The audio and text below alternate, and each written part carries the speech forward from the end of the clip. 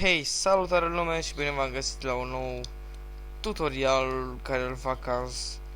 Am făcut înainte, l-am făcut pe ăla cu așa și am zis că să mai fac unul. Știu că sunt foarte inactiv, dar n-am ce face. Nu știu cu ce să filmez jocurile, dacă așa e, îmi dă și un program de filmare. Și asta este acolo câte un like, dacă te-au lăsat jocurile. Și comentarii cu jocuri, nu uitați. Așa, în acest tutorial să vă arăt gramatic. O să vă arăt cum să faceți un stick bootabil cu Windows. Așa, uite, aici avem programul care face, se numește Rufus. Să faceți singurul descriere pentru el. Sau, dacă nu vreți să așteptați așa, dați, scrieți doar Rufus Dovland și Dovland de acolo, din site-ul lor. Hai să vedem. Eu acum n-am niciun stick, așa o să vă pară. Acum o să pun stick-ul meu.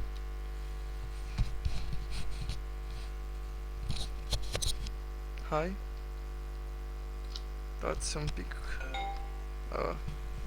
Acum am conectat. Să vedem dacă l-a găsit. Dați un pic. Îl închid. Să vedem dacă s-a...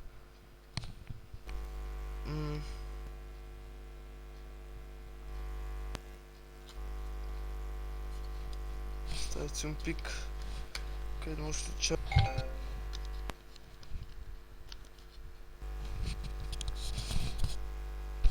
Hai.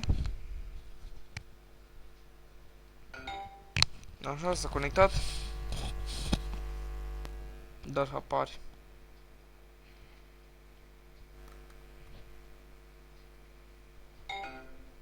Programati. Apare odată.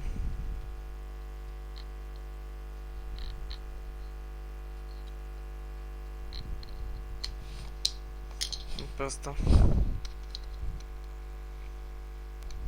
Stick-ul ăsta. Așa. Vedeți, a apărut. Tot ce trebuie să faceți este... stați un pic, am uitat să vă zic un argument aici. Să vă zic ceva. Windows-ul. Nu știu ce Windows să... Deci nu o să caut acum ca nebunul de la XP până la 10. Serios. Nu caut. Dacă așa căutați voi. Și vă trebuie prin ISO. Atât merge. În rest, nu știu, și de image, dar ăla nu știu ce. Dar eu zic că în ISO, trebuie să căutați în ISO file. Așa, eu am Windows-ul, uitați. Să vă arăt.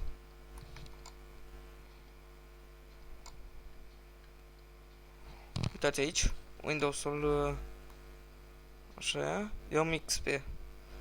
XP îmi trebuie.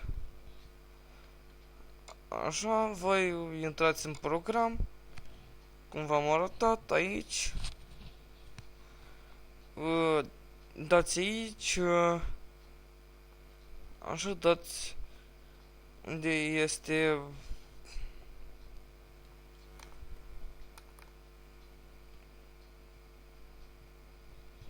cum să zic eu,